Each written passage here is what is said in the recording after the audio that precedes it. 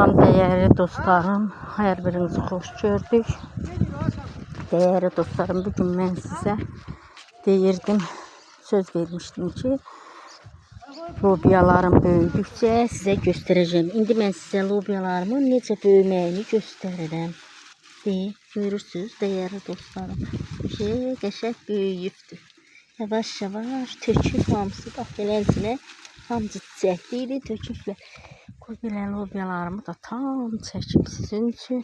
Qaradallarım böyüyüb, lobiyalarım böyüyüb. Pomidorlarım da büyüyüb. Pomidorlarım kızarmağa doğru gedir.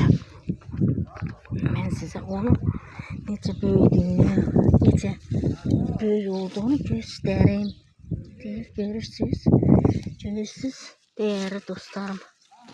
Pomidorum maşallah maşallah. Ne buradadır değil. Değerli dostlarım, her birisi belə yavaş yavaş kızarmağa doğru gedir. Bu da benim ağ reyhanlarım ne kadar büyüyübdür. Hatta qara reyhanlarım da büyüyüb. Benim size bir tane sürprizim var. Badimcan. Combul badimcan. Burada combul badimcan var. Burada ise bir de nazik badimcan. Hem görseniz de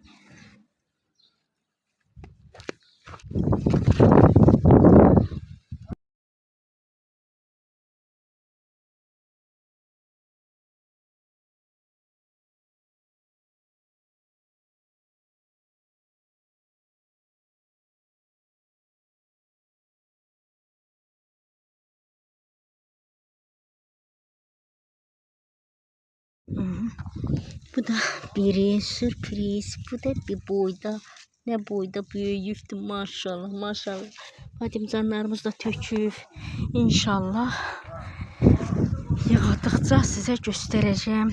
Bu da şirin biberlerim. Size gösterende aziz dostlar balacaydı. İndi gör ne kadar büyüyübdür. Ne boyda olubdu. Gör ne boyda büyüyübdür.